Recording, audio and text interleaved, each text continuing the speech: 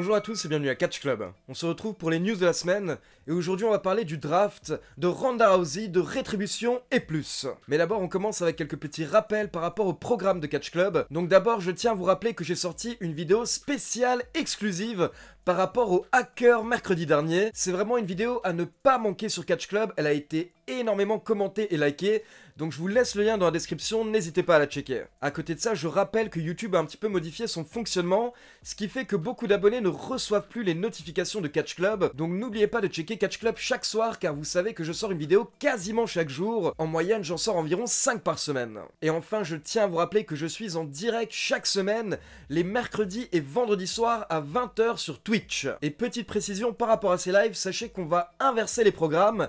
Dorénavant, chaque mercredi soir, on fera les tops et flops de la semaine, où on s'intéressera longuement à Raw, SmackDown, NXT et AEW Dynamite. Puis les vendredis soirs, on fera les news de la semaine. Et petit scoop, sachez que normalement, du 20 au 25 octobre, il y aura une semaine spéciale sur la chaîne Twitch Catch Club, donc n'oubliez pas de me follow sur Twitch. Allez, c'est parti, on passe aux news, et d'abord on va faire un point sur le draft, et je vais vous donner quelques précisions par rapport au draft. Premièrement, il faut savoir que j'ai fait une erreur dans ma review de SmackDown qui est sortie hier, car à la fin de la vidéo, je vous ai dit qu'il y aurait un match retour la semaine prochaine à SmackDown entre Kofi Kingston et Xavier Woods et Cezamura. Mais en fait, la semaine prochaine, lors de SmackDown, nous aurons un match 3 contre 3. Ce sera le match d'adieu des New Day, avec Big E, Kofi Kingston et Xavier Woods contre Cezamura et Sheamus. Car comme vous le savez, ensuite, Kofi Kingston et Xavier Woods vont quitter SmackDown pour aller à Raw, alors que Big E va rester à SmackDown. Et pour ceux qui ont vu le dernier épisode de SmackDown où les New Day ont été réunis avant d'être séparés,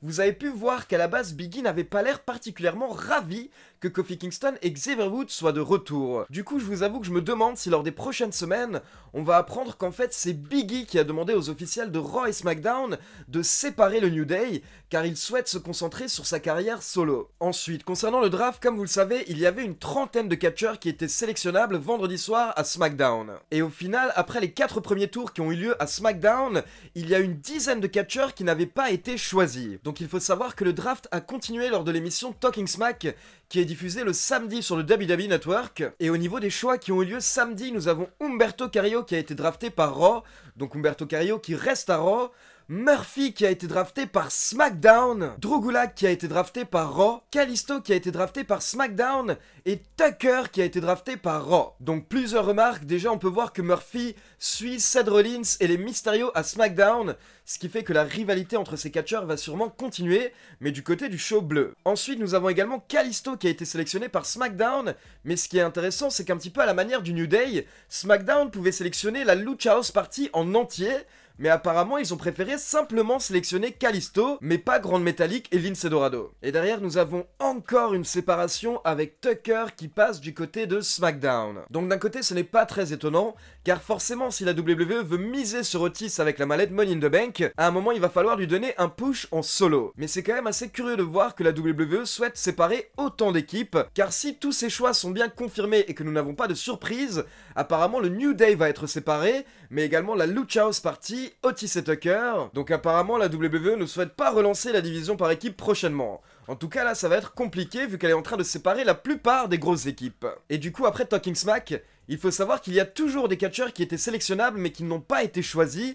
Il s'agit de Mickie James, Lince Dorado, Grande Métallique et Chad Gable. Parmi la trentaine de catcheurs qui étaient sélectionnables au premier tour, ces 4 catcheurs et catcheuses n'ont pas du tout été sélectionnés, donc ils se retrouvent maintenant agents libres. Et apparemment les agents libres pourront aller où ils le souhaitent, une fois que le draft sera totalement terminé, c'est-à-dire après le second tour qui aura lieu à Raw. Petite information concernant Mickie James, on peut sentir qu'elle n'a pas apprécié le fait de ne pas être draftée. Elle a posté un petit message sur Twitter où elle a dit « Information intéressante, j'ai une plus grande carrière et j'ai remporté plus de titres que Humberto Carrillo, Murphy, Drew Gulak, Tucker, la Lucha House Party et Shorty G réunis. » Donc Mickie James un petit peu vexée, et encore une fois on peut se demander si c'est une punition contre Mickie James, car pour rappel, Mickie James est mariée au catcheur Nick Aldis. Nick Aldis qui est le champion de la NWA et qui avait critiqué quelques officiels il y a quelques semaines, notamment Bruce Pritchard. Bruce Pritchard qui est à la tête de Raw et de SmackDown. Et dernière petite précision concernant Mickie James, elle nous a informé cette semaine qu'elle a le nez cassé, donc elle va rater plusieurs semaines d'action. On continue maintenant avec la petite news mensuelle par rapport à Ronda Rousey, car vous êtes toujours très nombreux à me poser des questions par rapport au retour de Ronda Rousey, et est-ce que Ronda Rousey est encore sous contrat avec la fédération? Eh bien sachez que cette semaine, les médias américains nous ont informé que le contrat de Ronda Rousey va prendre fin en avril 2021. Donc imaginons que le contrat prenne fin à la fin du mois d'avril, ça veut dire qu'il reste environ 7 mois de contrat à Ronda Rousey avec la WWE. Et je rappelle qu'au niveau des dernières déclarations de la WWE, Triple H et Stephanie McMahon avaient tous les deux annoncé que Ronda Rousey souhaite remonter sur les rings, donc normalement on devrait la revoir avant la fin de son contrat. Maintenant ça c'est ce que Triple H et Stephanie McMahon nous disaient en début d'année 2020, peut-être que les choses ont changé entre temps. On continue avec un match qui a été annulé à cause du Covid et de la pandémie, et c'est un match qui aurait dû avoir lieu lors d'un show spécial en Europe.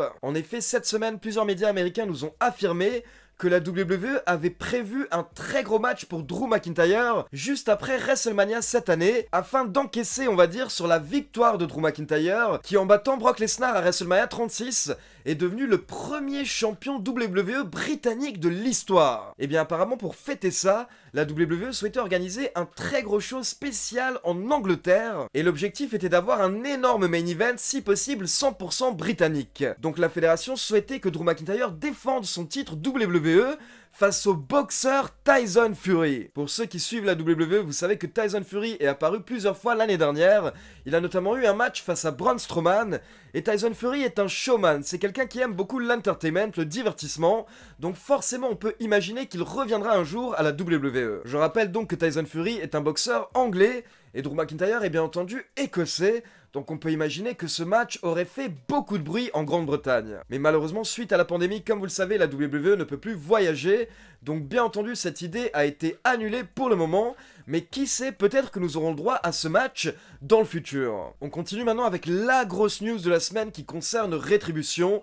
Rétribution, ce clan qui fout le bordel du côté de Raw. Pour rappel, tout a commencé il y a plusieurs semaines avec des attaques à Raw et SmackDown. Puis petit à petit, les attaques ont eu lieu uniquement du côté de Raw, et il y a environ un mois, les membres de Rétribution ont enlevé leur capuche pour plus ou moins nous révéler leurs identités. Nous avons donc appris que Rétribution était composée de 5 membres, 3 membres masculins et 2 membres féminins. Au niveau des membres masculins, nous avons Dominic Dijakovic qui est devenu T-Bar, Dio Maddin qui est devenu Mace, Shane Thorne qui est devenu Slapjack, et au niveau des membres féminins, nous avons Mia Yim qui est devenue Reckoning, et Mercedes Martinez qui est devenue Retaliation. Donc nous avons 5 catcheurs de NXT qui ont changé de personnage pour devenir les membres de Rétribution. Puis cette semaine, lors de Raw, alors que Rétribution allait attaquer le Hurt Business et Mustafa Ali, nous avons découvert que Mustafa Ali était en fait le leader caché de Rétribution. Donc on pensait qu'actuellement Rétribution avait 6 membres, mais il faut savoir que cette semaine il y a eu des rumeurs comme quoi l'un des membres de Rétribution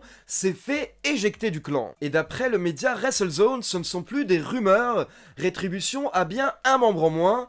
Il s'agit de Mercedes Martinez. Apparemment, d'après le média WrestleZone, Mercedes Martinez ne fait plus partie du clan Rétribution, et le média WrestleZone nous rapporte que des sources au sein de la WWE lui ont confirmé que Mercedes Martinez va retourner du côté de NXT. À l'heure actuelle, en toute honnêteté, c'est impossible de confirmer cette information.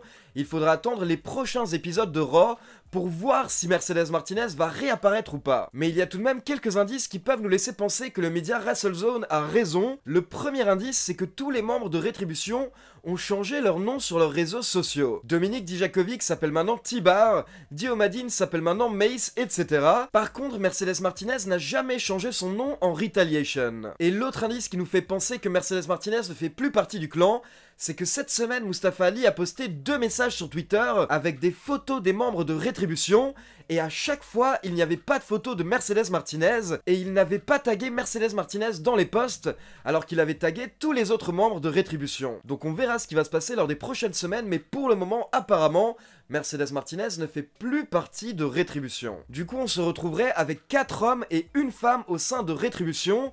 Et ça m'a fait penser à quelque chose hier soir quand j'ai vu un message de MVP sur Twitter. Car pour ceux qui ont raté la première partie du draft, il faut savoir que Naomi a été draftée à Raw. Et suite à ce transfert, nous avons MVP qui a posté un petit message sur Twitter avec un smiley qui se gratte le menton et qui réfléchit. Donc MVP voulait nous faire comprendre que Naomi au sein du Hurt Business, ça pourrait être une bonne idée. Et sachant que le Hurt Business est actuellement en rivalité avec Rétribution et qu'apparemment cette rivalité va nous mener à un match lors des Survivor Series, Series, et bien du coup ce serait parfait que Naomi rejoigne le Hurt Business.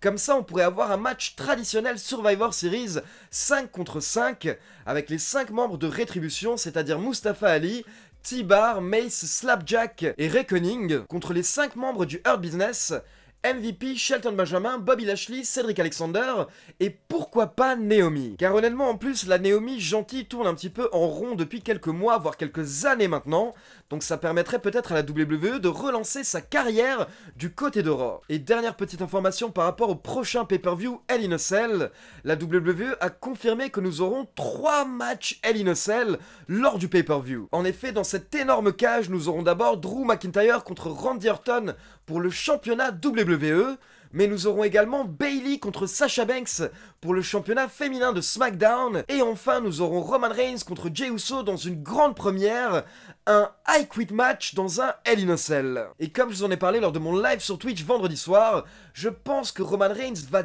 démolir son cousin Jey Uso, et ce que j'espère c'est qu'il va aller tellement loin qu'ensuite au bout de quelques semaines, quand les Usos vont effectuer leur retour, ils vont effectuer un heel turn et rejoindre Roman Reigns en disant qu'ils ont compris qu'ils ne peuvent rien faire contre lui, il est beaucoup trop fort, donc autant être de son côté. Donc voilà, c'est tout pour les news de la semaine. Maintenant comme d'habitude c'est à vous, n'hésitez pas à me laisser vos avis dans les commentaires, et comme d'habitude n'oubliez pas de liker la vidéo, de vous abonner à la chaîne et de cliquer sur la petite cloche pour être informé de la sortie des prochaines vidéos.